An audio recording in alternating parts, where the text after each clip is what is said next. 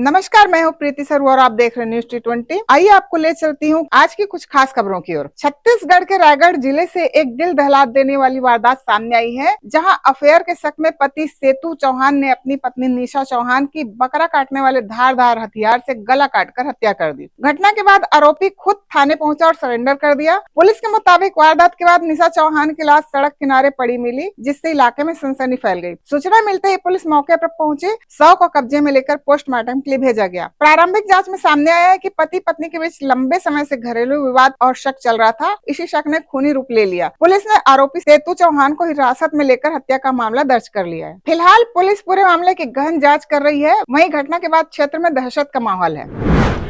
थाना झूठबिल में सेतुलाल चौहान नाम का व्यक्ति थाने पहुंचकर सूचना दिया कि उसने अपनी पत्नी का मर्डर कर दिया है। एकाएक मौके पे उपस्थित आए व्यक्ति की बात को सहसा विश्वास न कर सूचना को रोजनामचे में दर्ज कर थाने में उपस्थित अधिकारी उसे साथ लेकर बताए गए स्थल पर पहुंचे।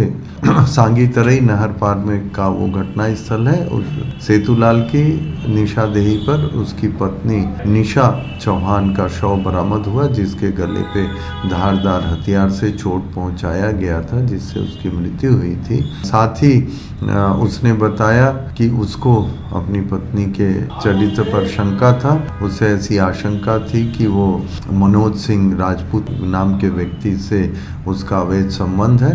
पत्नी को करीब 8:30 बजे अपने साथ गाड़ी में बैठाकर घटनास्थल पर लाया था और उसे योजनाबद्ध तरीके से अपने साथ लाए हथियार से हमला कर उसकी हत्या कर दिया था। उसके बाद वो मनोज सिंह राजपूत को ढूंढने लगा। उसको भी मिलकर जब वो मिला तो उसे भी ये बताते हुए कि चल, मैं तुम्हें भरोसा नहीं हो रहा है, मैं अपनी पत्नी का हत्या कर दिया हूँ, चलो दिखाता हूँ कहाँ शव रखा हूँ, बहलाकर साथ ले जा रहा था और अमली भवना के पास सुनसान जगह में उतरकर उस पे भी धारदार हथियार से गले पे हमला किया था। मनोज सिंह राजपूत अपने आप को बचा पाने में सफल हुआ और भाग के थाने पहुंचा था। रिपोर्ट पर अपराध पंजीबद्ध किया गया है। मृतिका का शव घटनास्थल से बरामद कर मौके पर एफएसएल अधिकारियों द्वारा निरीक्षण किया जाकर शव को अस्पताल पहुंचा दिया गया है। प्रकरण में अपराध पंजीबद्ध किया गया है। कानूनी औपचारिकताओं को पूर्ण कर आरोपी सेतुलाल चौहान को गिरफ्तार कर माननीय न्यायालय पेश किया जाएगा।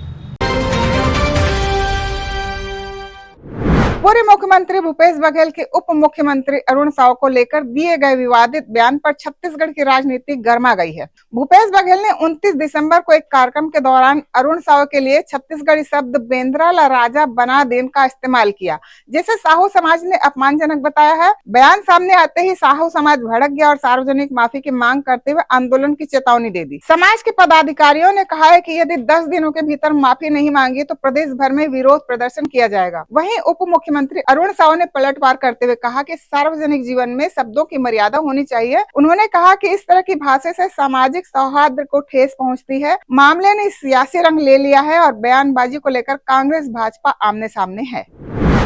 अभी अरुण साव थोड़किन ओकरे बुक बात करत है, लेकिन ओकर एक विभाग में कोई काम चलत हुई, पीडब्ल्यूडी में काम चलत है नहीं चलत है, नगरीय निकाय में एक ठक काम नहीं चलत है, जल जीवन मिशन में एक ठक काम नहीं चलत, कोई काम नहीं कर सका थे। एक स्थिति अरुण साव की स्थिति ये है, एक गाँव जंगल में शेरे शहर समय राजा बनते, एक शेर बदलना राजा बदलना चाहिए, तो कौन सबसे ज्यादा सक्रिय है?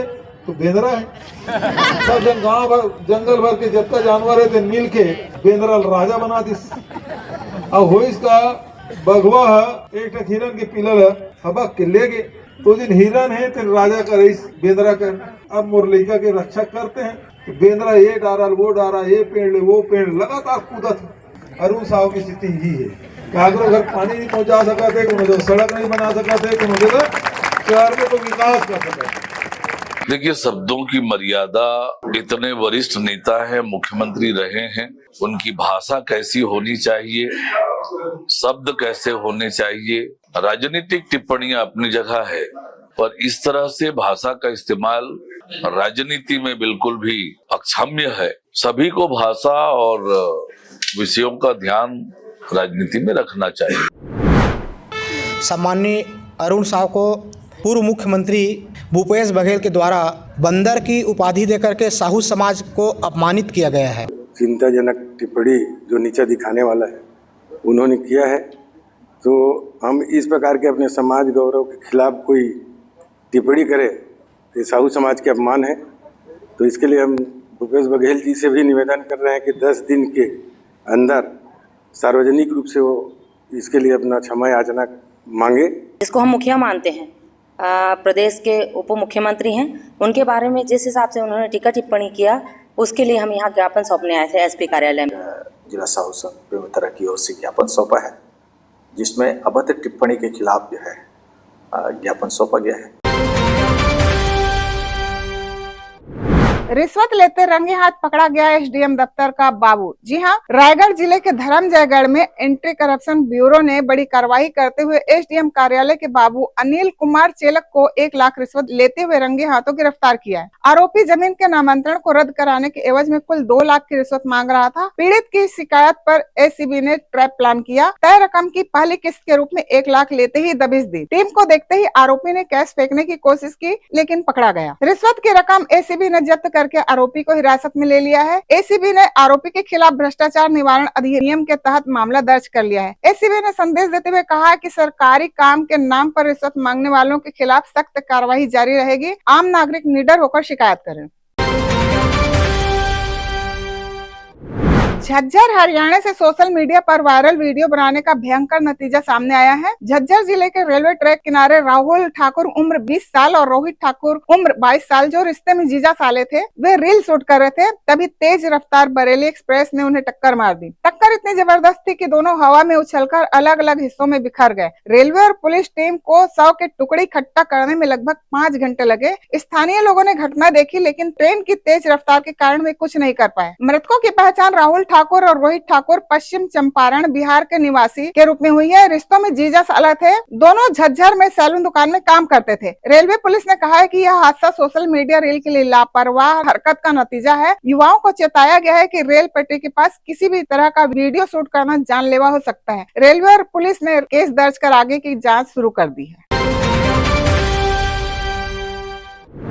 सॉरी मम्मी पापा लिखा और झूल गई फंदे से। दुर्ग जिले के मोहननगर थाना क्षेत्र के अंतर्गत शंकर नगर स्थित बुद्ध कुटीर के पास 16 वर्षीय किशोरी ने अपने घर के कमरे में फांसी लगाकर आत्महत्या कर ली। मृतका की पहचान निशा गोस्वामी 16 साल के रूप में हुई है। बताया गया है कि किशोरी देर तक कमरे से बाहर नहीं निकली। परिजनों ने आवाज दी, दरवाजा नहीं खुला तो शक हुआ। दरवाजा खोलने पर किशोरी फंदे से लटकी मिली। सूचना मिलने पर पुलिस मौके पर पहुंची। शव को फंदे से उतारकर पंचनामा के लिए मरचूरी भेजा गया है। मौके से एक सुसाइड नोट बरामद हुआ है, जिसमें सॉरी मम्मी पापा लिखा है। हालांकि नोट में आत्महत्या का कारण नहीं बताया गया। पुलिस का कहना है कि मामला आत्महत्या का प्रतीत हो रहा है, लेकिन हर एंगल से जांच की जा रही है। पोस्टमार्टम रिपोर्ट के बाद आगे की कार्रवाई की जाएगी।